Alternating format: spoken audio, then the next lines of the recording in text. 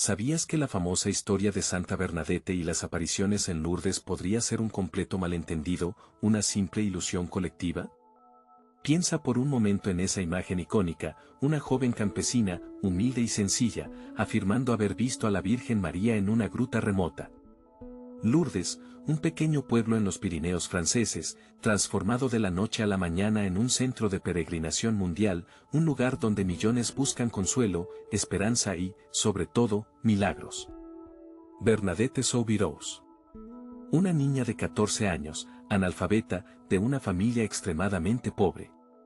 En 1858, en una Francia convulsa, marcada por la pobreza y las tensiones sociales, Bernadette relata una serie de encuentros sobrenaturales en la gruta de Massabielle.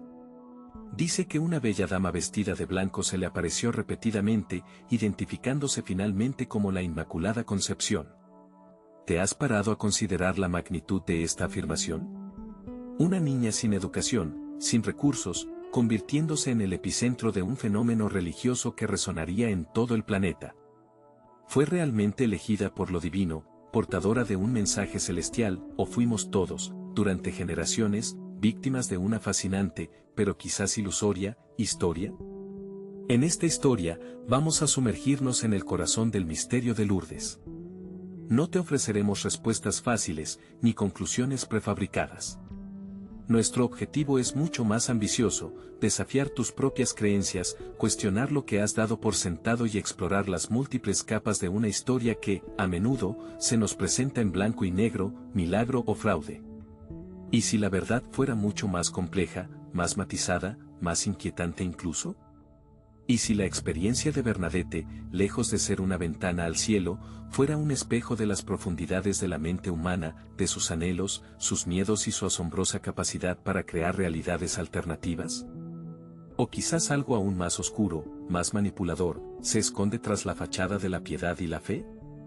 Prepárate para un viaje fascinante a través de la historia, la psicología y, por supuesto, la fe. Juntos, vamos a desentrañar los hilos de esta narrativa sagrada, buscando respuestas en los rincones menos explorados, en las sombras que la devoción popular a menudo prefiere ignorar. ¿Estás listo para cuestionar el milagro de Lourdes? ¿Te atreves a mirar más allá de la imagen piadosa y a considerar las posibilidades más incómodas? Entonces acompáñame en esta investigación. Y si te interesa explorar las vidas de santos desde perspectivas inesperadas, te invito a unirte a esta comunidad de mentes curiosas. Suscríbete al canal Vidas Santas, activa la campana para no perderte ningún nuevo video y deja tu comentario. ¿Crees en el milagro de Lourdes o piensas que hay algo más en esta historia? Tu opinión es importante. Comencemos este viaje juntos. La humilde niñez de Bernadette, predestinada o coincidencia. Imagina una vida donde la pobreza es tu sombra constante, donde el hambre es un compañero familiar y la enfermedad acecha en cada esquina. Esta fue la infancia de Bernadette Soubirous, una niña nacida en el seno de una familia molinera venida a menos, en un rincón olvidado de los Pirineos franceses. Su mundo era un mundo de harapos y frío, de manos encallecidas por el trabajo duro desde una edad demasiado temprana. Piensa en sus días, no llenos de libros y lecciones, sino de tareas domésticas interminables, de cuidar a hermanos menores, de mendigar leña para calentar un hogar helado.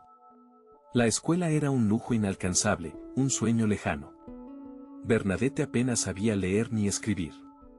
Su idioma era el patois, el dialecto local, no el francés culto de las élites. Su conocimiento del mundo se limitaba a las montañas que la rodeaban, a la parroquia del pueblo y a las historias que le contaban al amor de la lumbre. Eras tú, en esa época y lugar, una niña frágil, marcada por la enfermedad desde pequeña. El cólera te dejó secuelas, un asma que te acompañaría toda la vida, debilitando tu cuerpo y quizás, quién sabe, agudizando tu percepción de lo invisible. Vivías en el Cachot, la antigua cárcel del pueblo, una habitación lóbrega y húmeda que tu familia llamaba hogar. Las paredes rezumaban miseria, el aire era denso y pesado. En este escenario de privaciones extremas, ¿podrías imaginar que tu voz, una voz apenas audible en el coro del mundo, fuera a resonar con una fuerza inusitada, traspasando fronteras y siglos? Bernadette era una niña sencilla, casi analfabeta. Piensa por un momento en la audacia de la pregunta, ¿podría alguien así ser elegida para un mensaje divino tan importante? La lógica humana, la lógica del mundo, dictaría que no. Que los mensajeros de lo trascendente serían personas instruidas, elocuentes, con una posición social que les otorgara credibilidad. Pero, ¿y si la lógica divina fuera diferente? ¿Y si, en lugar de buscar la grandeza y la sabiduría terrenal, lo divino se manifestara precisamente en la humildad y la sencillez? Algunos dirán que la elección de Bernadette fue una prueba de la gracia divina, una demostración de que Dios elige a los humildes para confundir a los poderosos. Que su pureza de corazón, su falta de pretensiones intelectuales, la convirtieron en un recipiente perfecto para un mensaje puro e incontaminado. Pero espera, detente un instante. Considera otra perspectiva, una más terrenal, quizás más incómoda. ¿Y si la vulnerabilidad de Bernadette, su falta de educación, su pobreza extrema, no la convirtieron en un canal de lo divino, sino en algo más? ¿Y si su mente, sin las defensas del conocimiento y la experiencia, fue más susceptible a la sugestión, a la histeria colectiva, incluso a la manipulación? Piensa en el contexto de la época, una Francia rural profundamente religiosa, pero también marcada por supersticiones y creencias populares. En un entorno así, ¿no sería más fácil para una mente impresionable interpretar fenómenos naturales, deseos profundos o incluso alucinaciones, como manifestaciones sobrenaturales? ¿Fue Bernadette realmente elegida por lo divino, o fue su fragilidad, su contexto social y personal, lo que la colocó en el centro de un torbellino de fervor religioso? ¿Fue una santa predestinada, o una niña vulnerable en el lugar y momento equivocados, o quizás, en el lugar y momento perfectos para que algo más terrenal, se manifestara a través de ella? La respuesta, quizás, no sea simple. Tal vez la verdad se encuentre en un punto intermedio, en un entrelazamiento complejo de lo divino y lo humano, de la fe y la fragilidad. En esta historia, te invito a mirar más allá de la superficie, a cuestionar las certezas fáciles, a explorar las múltiples capas de una vida que, desde su más humilde inicio, nos desafía a repensar nuestra propia comprensión de lo sagrado y lo profano. Porque la historia de Bernadette, en su aparente sencillez, es un espejo que nos devuelve una imagen compleja, a veces perturbadora, de la condición humana. En una cueva fría y húmeda, Bernadette afirma ver a una bella dama. ¿Fue una verdadera visión de la Virgen María, o las duras condiciones y su fe ya arraigada crearon una poderosa alucinación? Te encuentras ahora al inicio de esta historia, en el corazón mismo del misterio. Imagínate en 1858, en un rincón olvidado de Francia, donde la vida era dura y la fe, un consuelo tenaz.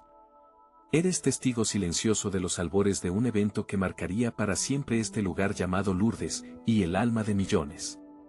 Piensa en la gruta de Massabielle. No la visualices como el santuario resplandeciente que conoces hoy.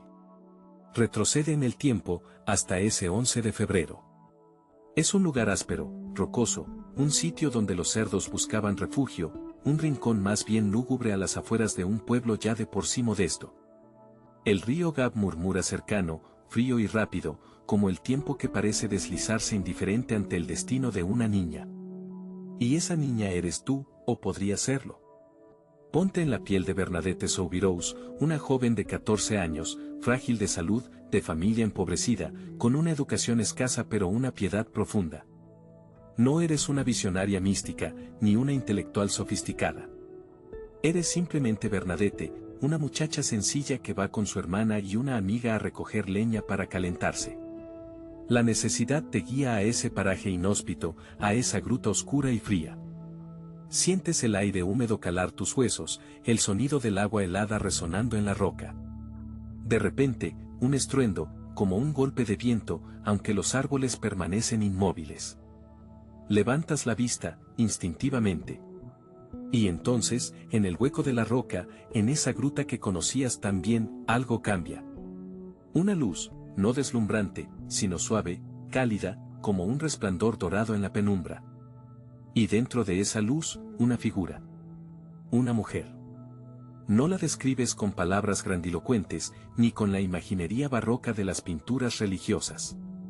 Simplemente dices que es bella. Una belleza que te conmueve, que te atrae, que te llena de una paz desconocida. Está vestida de blanco, con un velo también blanco que le cubre la cabeza y cae sobre sus hombros. Una banda azul celeste adorna su cintura. En sus manos juntas, un rosario blanco con cuentas doradas brilla sutilmente. ¿Qué piensas en ese momento? ¿Miedo? Quizás un instante de sorpresa, de desconcierto. Pero Bernadette no huye. Se siente atraída, fascinada. Saca su propio rosario, tosco, de madera, y se arrodilla. Comienza a rezar, imitando los movimientos de los labios de la dama, aunque no escucha ninguna voz. Sientes la calma inundarte, una sensación de bienestar que contrasta brutalmente con la pobreza y la enfermedad que te rodean. La visión dura poco. Apenas un instante en la inmensidad del tiempo. Luego, la luz se desvanece, la dama desaparece, y te encuentras de nuevo en la gruta fría y húmeda, con el sonido del río y el aire gélido. ¿Ha sido real? ¿O tu imaginación te ha jugado una mala pasada, exacerbada por el hambre, el frío, y una fe que te han inculcado desde la cuna? Aquí comienza el dilema. Para algunos, lo que viviste fue un milagro, una manifestación divina en un mundo que parecía olvidarse de lo sagrado. Para otros, no fue más que el producto de una mente vulnerable, moldeada por la superstición y la ignorancia. Te dirán que estabas predispuesta a ver algo así, que la región estaba llena de historias de apariciones, que tu propia piedad te nubló la razón. Te cuestionarán, te interrogarán. Los escépticos, los racionales, los que necesitan pruebas tangibles para creer. Te preguntarán sobre la luz, sobre la dama, sobre cada detalle, buscando contradicciones, buscando fisuras en tu relato. Intentarán desacreditarte, tacharte de embustera, de loca, de simple campesina crédula. Pero tú insistes. Con la sencillez y la firmeza de quien sabe lo que ha visto, aunque no pueda explicarlo con palabras complejas. Repites una y otra vez, vi a una dama vestida de blanco. No te retractas, no te contradices, no inventas detalles nuevos. Tu testimonio es simple, directo, inamovible. Y así, en esa gruta oscura y humilde, nace un debate que resonará a través de los siglos. ¿Visión celestial o alucinación terrenal? ¿Un milagro de fe o un espejismo de la mente? La respuesta, quizás, no sea única ni definitiva. Quizás resida en la mirada de cada uno, en la disposición a creer en lo inexplicable, o en la necesidad de aferrarse a la lógica y la razón. Pero lo que es innegable es que, aquel 11 de febrero, algo extraordinario ocurrió en Massabielle, algo que transformaría para siempre la vida de Bernadette y el destino de un pequeño pueblo en los Pirineos.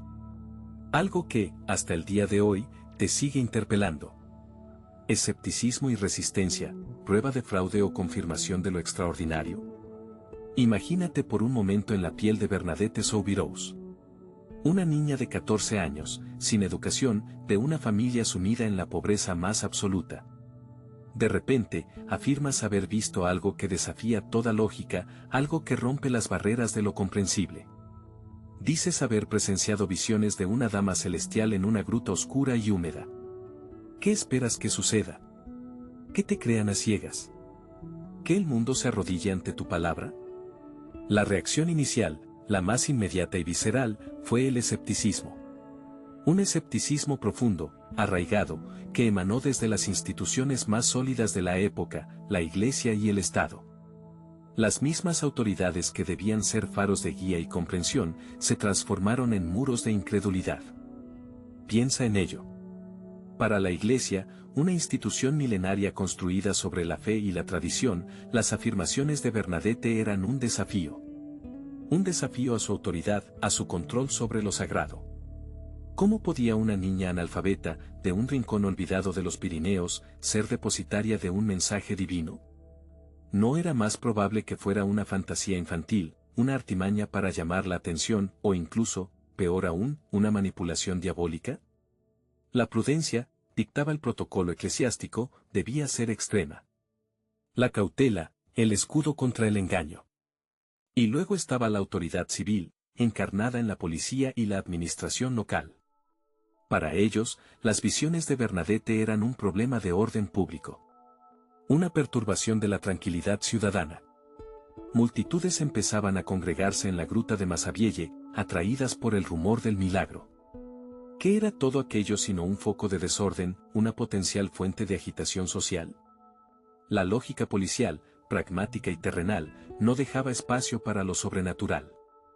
Para ellos, Bernadette era una perturbadora, una mentirosa, una embaucadora que debía ser silenciada. Se interrogó a Bernadette sin piedad. Se la presionó, se la intimidó. Se intentó confundirla, hacerla caer en contradicciones. Se la acusó de inventar historias, de buscar fama, de engañar a la gente. Se la amenazó con el castigo, con el ridículo público. Se buscó, con ahínco, la grieta en su relato, la fisura que revelara la falsedad de sus visiones. Se esperaba que se retractara, que confesara la mentira, que pusiera fin a aquel circo que alteraba la normalidad de Lourdes. La pregunta que emerge de todo esto es crucial, fundamental para entender la esencia misma de la fe y del milagro. Si la Iglesia y la policía, las instituciones que representan el orden y la razón, inicialmente rechazaron a Bernadette, considerándola una embustera, ¿prueba esto, sin lugar a dudas, que las visiones eran falsas? ¿O acaso revela algo más profundo, algo más complejo sobre la naturaleza misma de lo extraordinario?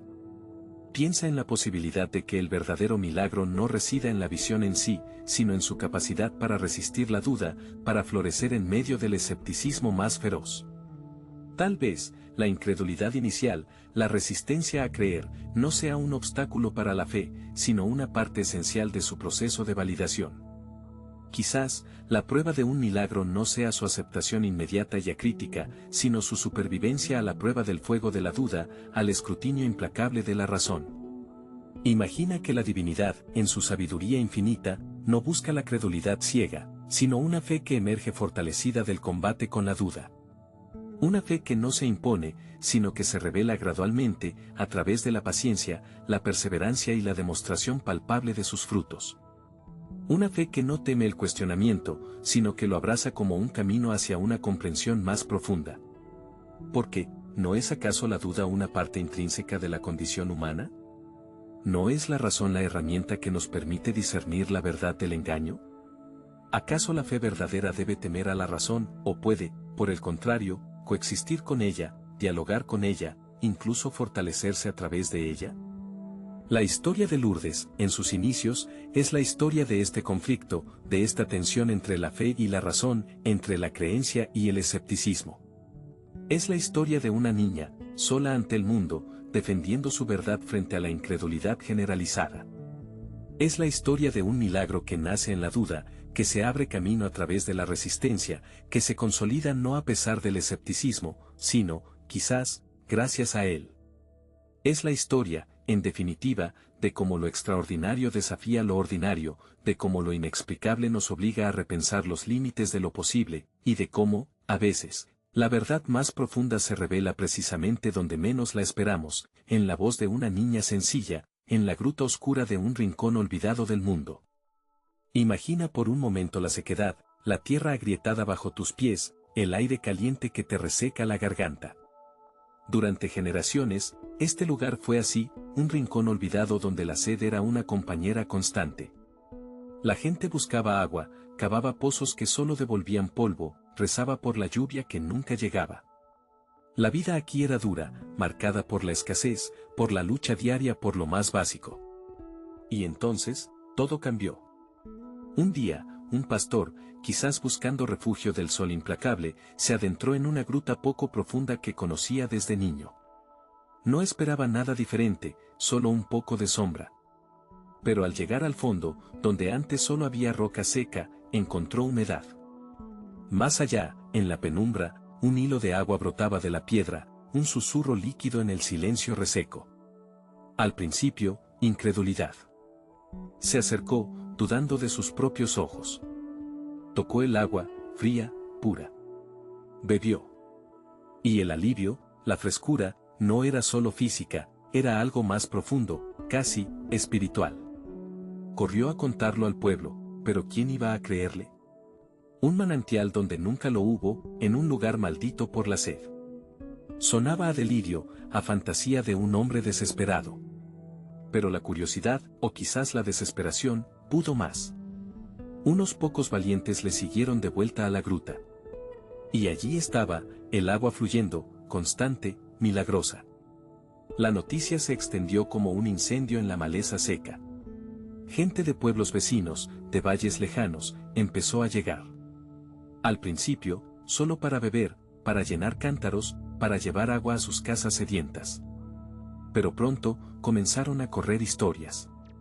Una anciana, postrada en cama durante años, bebió del manantial y se levantó, caminando sin ayuda por primera vez en décadas. Un niño, con una enfermedad que le consumía, se bañó en el agua y su fiebre desapareció, su piel volvió a tener color.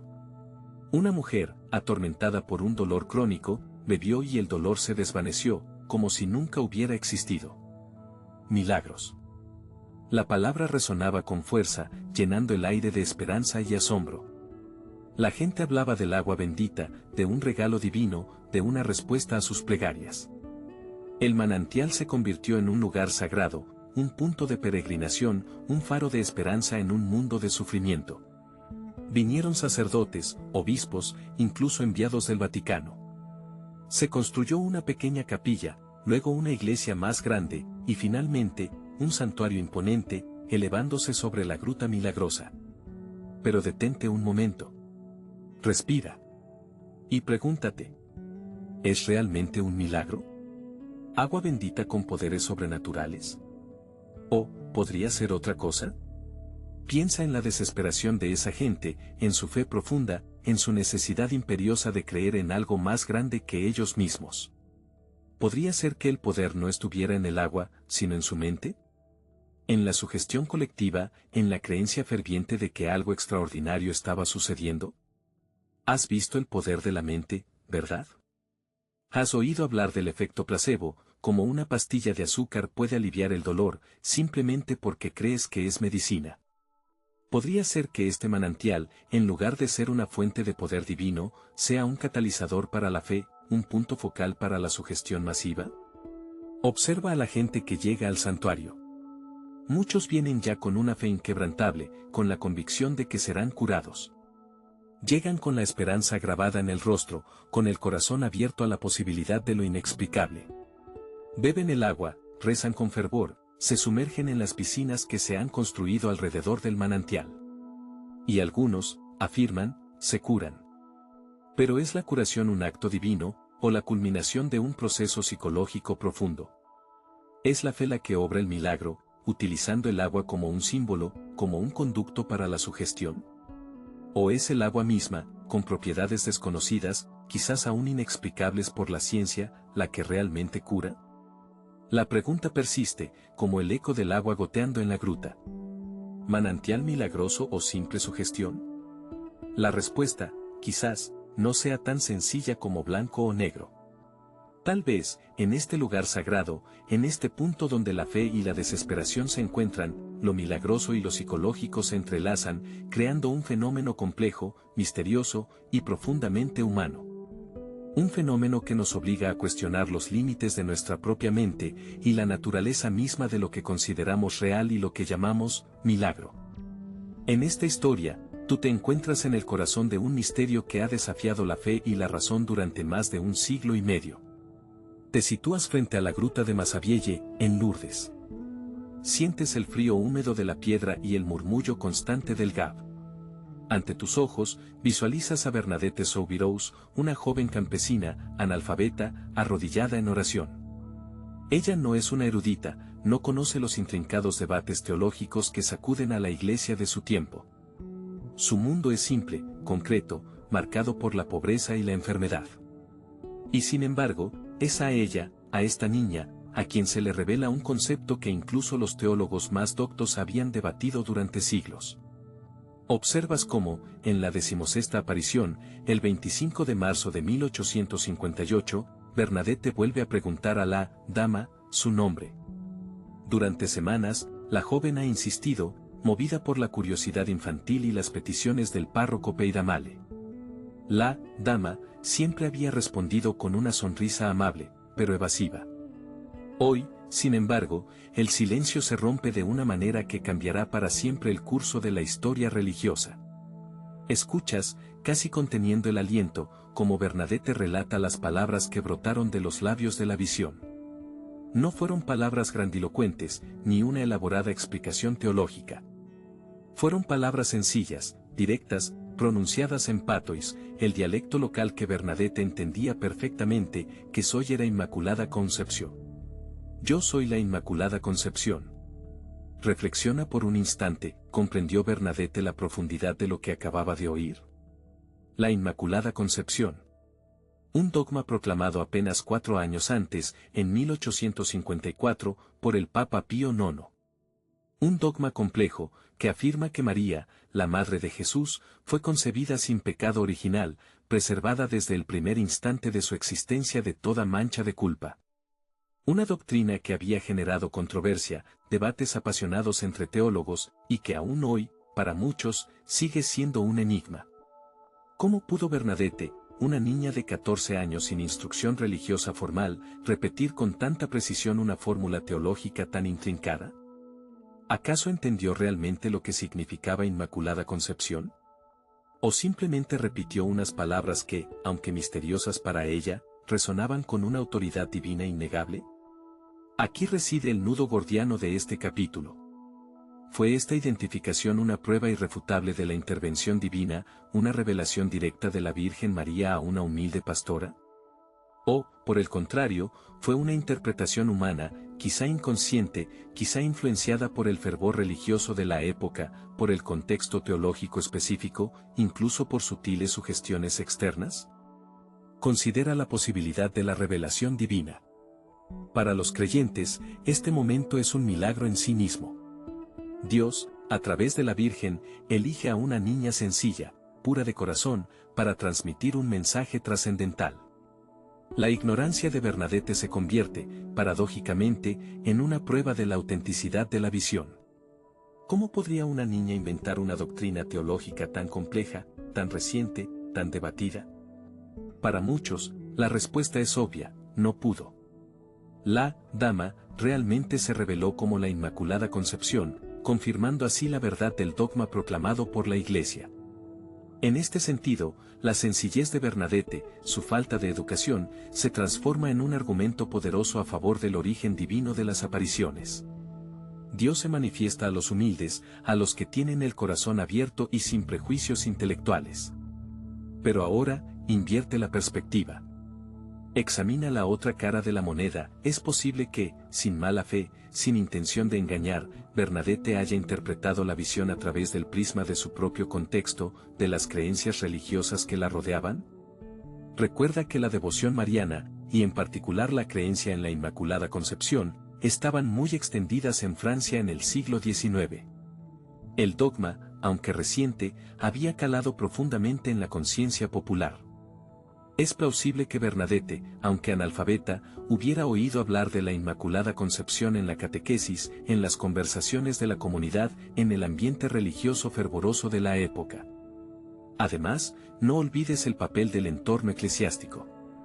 El párroco Peyramale, escéptico al principio, pero progresivamente más abierto a la posibilidad de las apariciones, había interrogado repetidamente a Bernadette sobre la identidad de la dama. Es concebible que, consciente o inconscientemente, las preguntas del párroco, su propia fe, hayan influido en la forma en que Bernadette interpretó y describió la visión. ¿Pudo Bernadette, en su deseo de complacer a la dama, al párroco, a la comunidad religiosa, haber encontrado en su memoria, en su subconsciente, la fórmula Inmaculada Concepción como respuesta a la pregunta sobre la identidad de la visión? Y no podemos ignorar la dimensión psicológica. Bernadette era una niña vulnerable, con una salud frágil, perteneciente a una familia pobre y marginada. Las visiones le proporcionaron atención, reconocimiento, un papel central en la comunidad. ¿Pudo el deseo de mantener esta atención, de no decepcionar a quienes creían en ella, influir en su relato, incluso en la interpretación de la visión? Es una pregunta incómoda, pero necesaria. Te enfrentas, pues, a un dilema fundamental: revelación divina, pura e inmaculada, como la propia concepción que proclama, o interpretación humana, condicionada por el contexto, la cultura, las expectativas, incluso las necesidades psicológicas? La respuesta no es sencilla, quizás ni siquiera exista una respuesta definitiva. Lo que sí es innegable es que, en aquel 25 de marzo de 1858, en la gruta de Masabielle, algo extraordinario ocurrió. Algo que sigue interpelándote hoy, invitándote a reflexionar sobre la naturaleza de la fe, de la revelación, y sobre la compleja relación entre lo divino y lo humano, que eliges creer. La voz de Dios directa e inequívoca, o el eco de la fe humana resonando en una niña sencilla. La decisión, en última instancia, es tuya. En esta historia, viajas a un lugar que resuena con ecos de milagros y plegarias susurradas, Lourdes. Un pequeño pueblo francés, transformado por la visión de una joven campesina, Bernadette Soubirous, en 1858. Una visión que, según se dice, brotó de una gruta oscura, trayendo consigo la promesa de curación y la fragancia inconfundible de lo divino. Hoy, te encuentras inmerso en un mar de rostros, un mosaico humano que fluye hacia la gruta, buscando algo intangible, algo que el mundo moderno parece haber erosionado, la fe. Millones llegan cada año, desde los rincones más lejanos del planeta, arrastrando consigo no solo maletas, sino también el peso de sus enfermedades, sus angustias, sus esperanzas rotas. Vienen en busca de un toque, un susurro, un milagro. Pero mientras observas la multitudinaria procesión, una pregunta punzante comienza a inquietarte. ¿Es este fervor una manifestación genuina de espiritualidad, una sed auténtica de lo sagrado? ¿O te encuentras, en realidad, ante un elaborado espectáculo, un negocio de turismo religioso que ha aprendido a capitalizar la vulnerabilidad humana, la desesperación disfrazada de fe? Piensa por un momento en el paisaje que te rodea. Hoteles que se alzan como gigantes de hormigón, tiendas repletas de souvenirs brillantes y relucientes, desde pequeñas vírgenes de plástico hasta botellas vacías esperando ser llenadas con agua bendita. Restaurantes que ofrecen menús turísticos, autobuses que vomitan peregrinos a cada hora. Todo un ecosistema comercial floreciendo a la sombra de una supuesta aparición divina. ¿Puedes discernir dónde termina la fe y dónde comienza el comercio? ¿Dónde se diluye la búsqueda espiritual en la vorágine del consumo? Te preguntas si entre toda esta parafernalia, entre el ruido ensordecedor de la multitud y el tintineo de las cajas registradoras, queda espacio para la verdadera conexión con lo trascendente. Quizás recuerdes la historia de Bernadette, una niña analfabeta, proveniente de una familia humilde, cuya vida cambió para siempre tras sus encuentros en la gruta de Masabielle. La bella dama, como ella la describió, nunca se identificó explícitamente como la Virgen María, pero el mensaje que transmitió a través de Bernadette resonó profundamente en el corazón de la gente, un llamado a la oración, a la penitencia, a la humildad. En los años siguientes a las apariciones, Lourdes experimentó una transformación radical. De un pequeño pueblo desconocido, se convirtió en un imán para peregrinos, un faro de esperanza para los afligidos. La Iglesia Católica, inicialmente cautelosa, reconoció oficialmente las apariciones, sellando el destino de Lourdes como un santuario mariano de primer orden. Pero esta transformación no fue solo espiritual. También fue económica, social, urbanística. Lourdes se vio obligada a reinventarse, a construir una infraestructura capaz de acoger a las masas que llegaban cada vez con más ímpetu. Se levantaron basílicas imponentes, hospitales para acoger a los enfermos, hospederías para alojar a los peregrinos.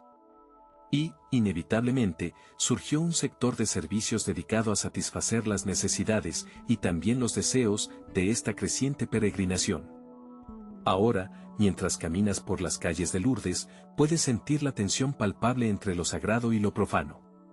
Ves rostros iluminados por la fe, ojos llenos de esperanza, manos extendidas hacia la gruta en busca de consuelo. Pero también observas la mirada calculadora de los comerciantes, la frialdad impersonal de la industria turística, la rutina mecánica de un sistema bien engrasado que parece haber convertido la fe en un producto más, en un artículo de consumo masivo. Es posible que la esencia misma de la fe, ese impulso íntimo y personal hacia lo sagrado, se vea comprometida, diluida, incluso corrompida, por esta maquinaria gigantesca del turismo religioso. Te preguntas si aquellos que buscan genuinamente a Dios en Lourdes lo encuentran realmente, o si se ven atrapados en una espiral de expectativas prefabricadas, de rituales vacíos, de una fe enlatada y lista para consumir. Quizás la respuesta no sea simple, quizás no haya una respuesta única. Tal vez Lourdes sea ambas cosas a la vez, un lugar de fe genuina y un centro de turismo religioso. Tal vez la espiritualidad y el comercio coexistan, se entrelacen, se contaminen mutuamente, en una danza compleja y a veces contradictoria.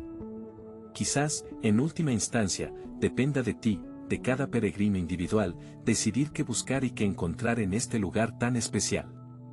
Depende de tu propia intención, de la pureza de tu corazón, de tu capacidad para discernir la verdad entre la multitud de voces y estímulos que te rodean. Porque, al final, la fe, la verdadera fe, es un viaje personal, un encuentro íntimo con lo sagrado que ocurre, o no ocurre, en lo profundo de tu propio ser, más allá de los escenarios grandiosos y las estructuras comerciales. Lourdes, en definitiva, te plantea una pregunta que quizás solo tú puedes responder: ¿qué buscas realmente cuando buscas la fe? En esta historia, te vas a adentrar en la vida de Bernadette Soubirous tras las supuestas visiones. Una vida que, lejos de los reflectores y la multitud, transcurrió en la penumbra de un convento. Pero, ¿fue este retiro un acto de verdadera humildad, la prueba irrefutable de su santidad, o quizás, una forma de huir del peso de la fama, de las dudas que la rodeaban, incluso de las suyas propias? Imagina por un momento el torbellino que debió ser su existencia tras las apariciones en Lourdes. De la noche a la mañana, una niña campesina, casi analfabeta, se convirtió en el centro de atención del mundo. Peregrinos, periodistas, curiosos, todos querían un pedazo de Bernadette, una palabra, una mirada, una confirmación de lo que habían oído. ¿Te has preguntado alguna vez cómo se gestiona semejante avalancha siendo tan joven, tan vulnerable? Ella, que no buscó la fama, que siempre afirmó que solo era un instrumento, de repente se vio convertida en un icono, en un símbolo que la trascendía. Y entonces, llegó su decisión de ingresar en el convento de Saint Hildard de Nevers, lejos de su pueblo natal, lejos del fervor de Lourdes. Para muchos, esta elección fue la confirmación definitiva de su santidad. Mirad, decían, rechaza la gloria terrenal, busca el anonimato, se entrega a Dios. Pero, ¿y si hubiera otra lectura? ¿Y si ese convento no fuera un refugio espiritual, sino una forma elegante de exilio, una manera de silenciar una voz incómoda, de alejarla del escrutinio público, de proteger a la Iglesia de posibles contradicciones o desmentidos futuros? Piensa en la vida conventual del siglo XIX. No era precisamente un remanso de paz y tranquilidad para todas. Disciplina férrea, horarios estrictos, privaciones. Bernadette, con su salud frágil, con sus problemas respiratorios, ¿encajaba realmente en ese molde? ¿O se convirtió el convento en una especie de prisión dorada, donde su leyenda podía ser controlada, moldeada, interpretada a conveniencia? En Nevers, Bernadette adoptó el nombre de Marie Bernarde.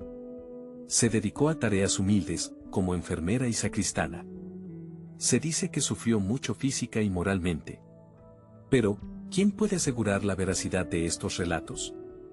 ¿No es acaso la geografía, la vida de los santos, un género literario que tiende a idealizar, a suavizar las aristas, a construir un relato ejemplarizante? Algunos dicen que Bernadette nunca se sintió cómoda con el papel de santa viviente que le impusieron. Que incluso llegó a dudar de sus propias visiones. ¿Te imaginas la presión?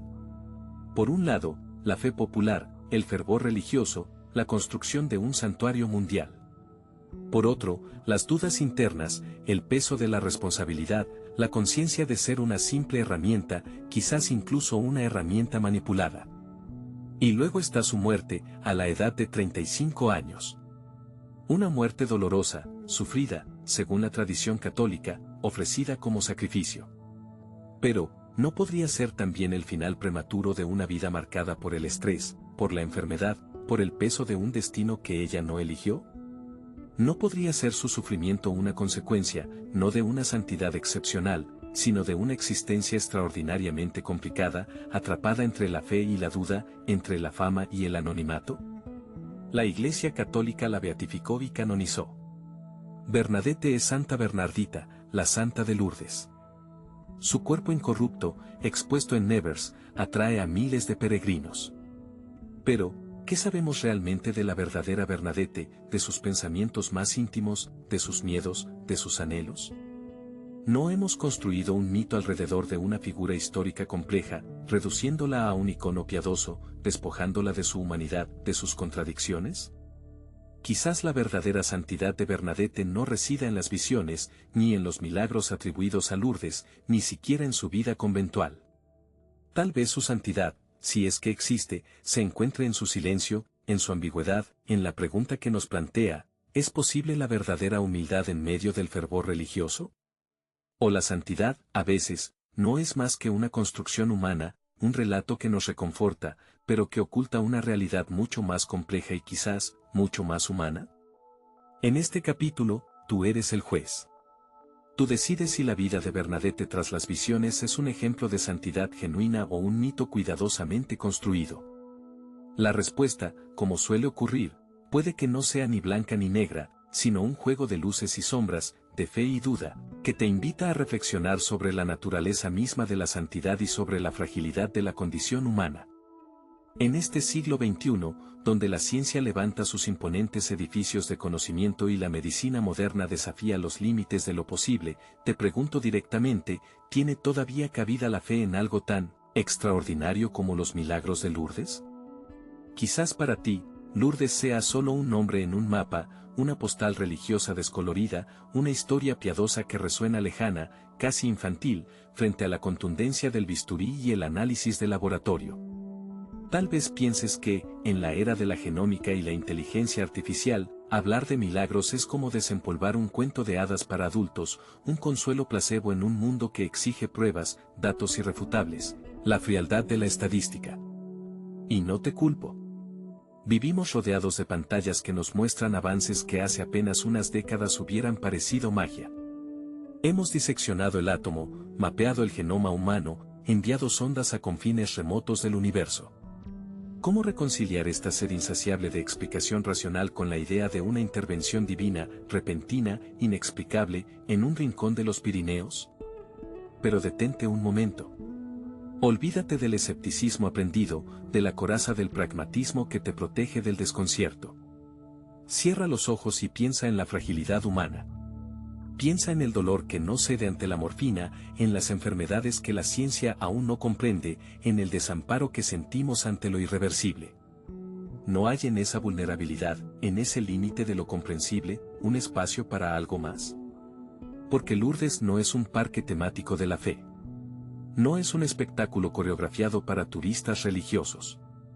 Es un lugar donde, año tras año, millones de personas convergen buscando algo que la ciencia, por brillante que sea, a veces no puede ofrecer: esperanza.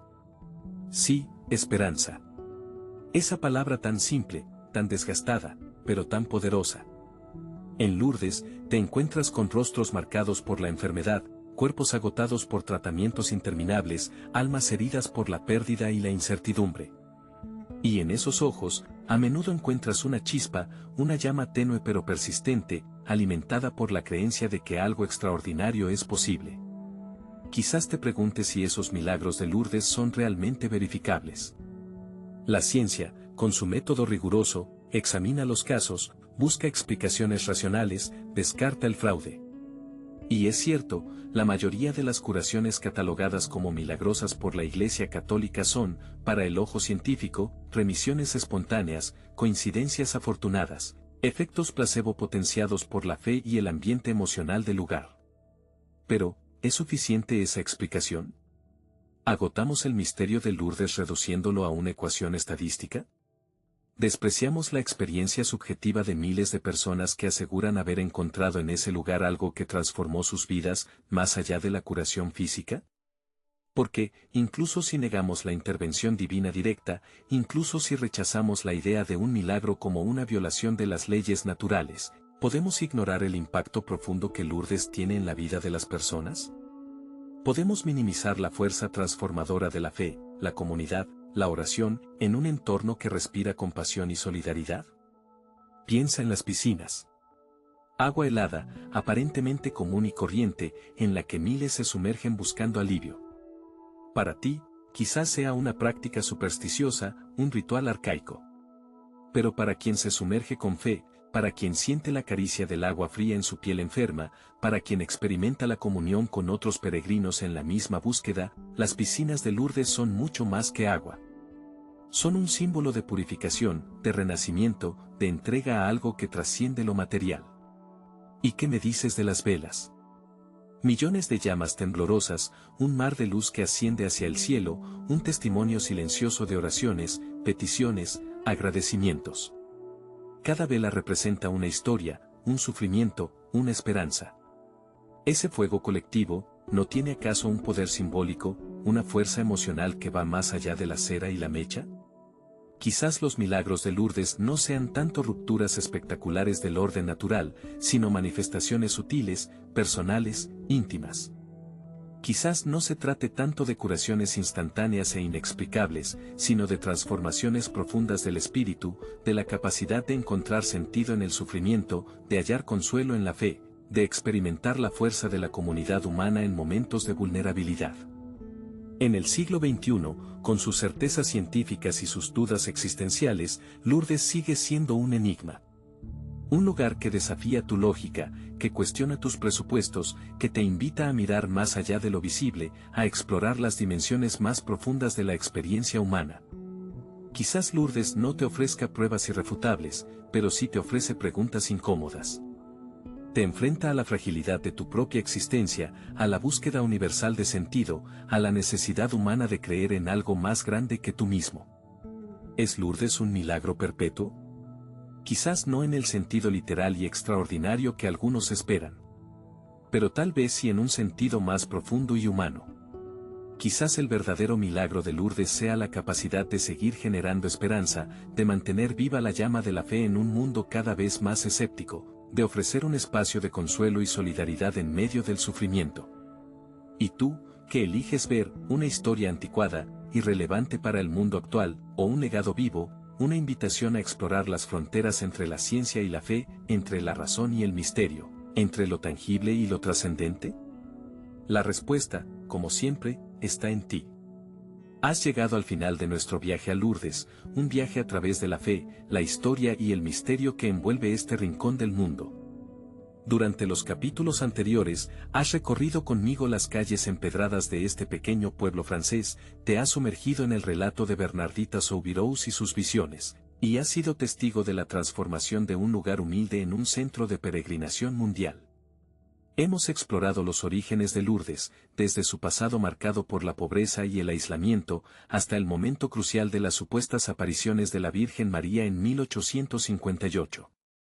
Recordarás la figura de Bernardita, una niña sencilla y analfabeta, cuya historia resonó en el corazón de millones, desafiando la lógica y la razón. Fuiste testigo de cómo sus palabras, consideradas por algunos como divinas y por otros como fruto de la imaginación o incluso del engaño, cambiaron para siempre el destino de Lourdes. Te presenté el auge del santuario, la construcción de las basílicas, la llegada masiva de peregrinos buscando consuelo, esperanza o incluso un milagro. Viste cómo la pequeña gruta de Massabielle se convirtió en un símbolo de fe inquebrantable para creyentes de todo el mundo. Exploramos juntos los testimonios de curaciones inexplicables, los expedientes médicos analizados con lupa por el Buró Medical de Lourdes, la institución encargada de verificar la autenticidad de los milagros. Pero también, y esto es crucial, no hemos evitado las preguntas incómodas, las dudas razonables. Te he invitado a cuestionar, a analizar con espíritu crítico, a considerar las múltiples perspectivas que rodean este fenómeno. ¿Son realmente milagros las curaciones inexplicables de Lourdes? ¿O existen explicaciones científicas aún desconocidas, fenómenos psicológicos colectivos, o incluso, para los más escépticos, simples fraudes o exageraciones? ¿Has escuchado las voces de la fe? Aquellas que encuentran en Lourdes una prueba irrefutable de lo divino, un lugar donde lo imposible se hace realidad. Pero también has considerado las voces de la razón, de la ciencia, que buscan explicaciones lógicas y naturales a los sucesos extraordinarios. Te he presentado argumentos a favor y en contra, sin tomar partido, buscando siempre la honestidad intelectual y el respeto por todas las creencias y no creencias. En este último capítulo, no te voy a ofrecer una respuesta definitiva, porque quizás, sencillamente, no la haya. El misterio de Lourdes persiste, intacto a pesar de los siglos, a pesar de los análisis científicos, a pesar del fervor religioso. Y quizás sea precisamente en ese misterio donde reside su verdadera fuerza, su capacidad de interpelarte, de remover tus propias convicciones, de confrontarte con las grandes preguntas de la existencia. ¿Qué es la fe? ¿Qué es un milagro? ¿Dónde reside la frontera entre lo explicable y lo inexplicable?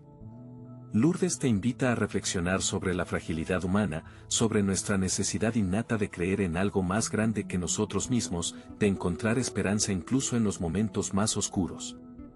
Te confronta con la fuerza inconmensurable de la fe, capaz de mover montañas, pero también con la persistente sombra de la duda, esa compañera inseparable del ser humano pensante. Al final de este viaje, te dejo con más preguntas que respuestas. Porque el verdadero milagro de Lourdes, quizás, no resida tanto en las curaciones inexplicables, sino en su capacidad de generar un diálogo profundo dentro de ti, un diálogo entre tu fe y tu duda, entre tu razón y tu corazón. ¿Crees en los milagros? ¿Consideras Lourdes un lugar sagrado, un faro de esperanza en un mundo incierto, o lo ves como un fenómeno social, psicológico, quizás incluso comercial, construido sobre una leyenda piadosa? La respuesta, en última instancia, es tuya. Y es una respuesta que puede cambiar con el tiempo, con tus experiencias, con tu propia búsqueda personal de la verdad. Ahora que has llegado al final de este video, te invito a continuar esta conversación. Comparte tus reflexiones en los comentarios. ¿Qué te ha parecido la historia de Lourdes? ¿Qué sentimientos, qué preguntas te ha suscitado? Me encantaría leer tu opinión, sea cual sea. Recuerda que en Vidas Santas exploramos juntos las historias más fascinantes y controvertidas del mundo religioso, siempre desde el respeto y la búsqueda de la comprensión. Así que, si te ha gustado este viaje a Lourdes, no olvides suscribirte y activar la campanita para no perderte nuestros próximos videos. Tu participación es fundamental para enriquecer este espacio de diálogo y reflexión. Te espero en los comentarios.